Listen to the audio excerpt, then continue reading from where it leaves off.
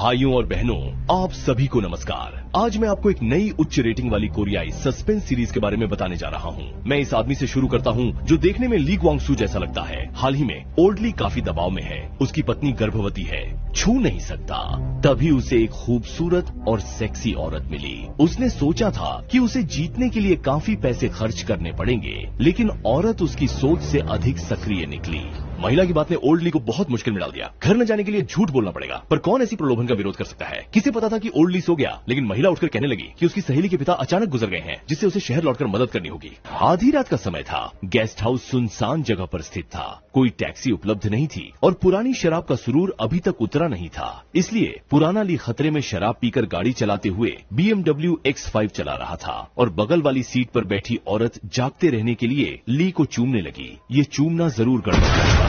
पैदल पार्क बस के सामने बदकिस्मत राहगीर 40 मीटर दूर जा गिरा और पुराने ली कांपते हुए गाड़ी से उतरकर देखने लगे। आश्चर्य की बात है कि राहगीर शांत था। न तो उसे गुस्सा आया, न ही उसने गुस्सा दिखाया। चलिए आपको एक ठंडी जानकारी बताते हैं जो शायद आपको नहीं पता। कोरिया में नशे में गाड़ी चलाकर दुर्घटना करने पर जेल होती है।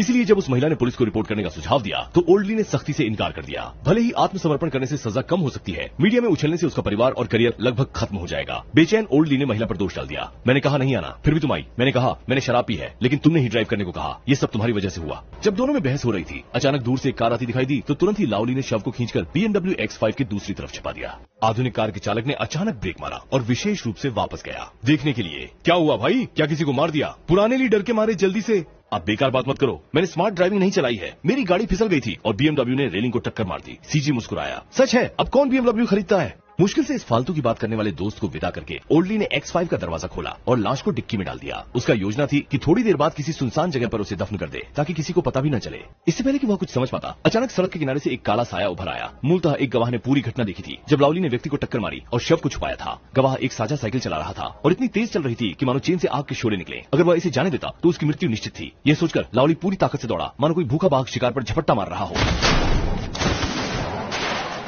महिला यह देखकर हैरान रह गई कि मात्र 10 मिनट में पुराना ली ने 2 हत्याएं पूरी कर दी। अच्छा है कि BMW X5 का ट्रंक सच में बड़ा है, 2 वयस्क पुरुषों को आसानी से समा सकता है। तुरंत पुराना ली ने एक्सीलेटर दबाया और एक चूयो सन नामक पर्यटन स्थल पर पहुंच गए। इस समय बेहोशी से व्यक्ति जाग गया। उसने मोबाइल निकालकर फ्लैशलाइट चालू की और बगल में पड़ी लाश को देखकर जोर से चिल्लाने लगा। गुस्से में आकर मिली ने गोल्फ क्लब निकाला और चश्मदीद गवाह को पीटने लगे। रात में जागकर क्या देख रहे थे, साइकिल चला रहे हो, चलाओ, अब देखो तुम्हें साइकिल की क्या जरूरत है। चश्मदीद गवाह बचते हुए प्रार्थना करने लगा। मेरा नाम मी पार्क है, मुझे मत मारो, मैं वादा करता हूँ कि मैंने कुछ नहीं देखा। ऐसी बातों पर तो 3 साल का बच्चा भी विश्वास नहीं करेगा। फिर मिली ने विचार बदलते हुए मी पार्क से पूछा कि क्या करना है, जिंदगी मौत का सवाल बनाना है या नहीं।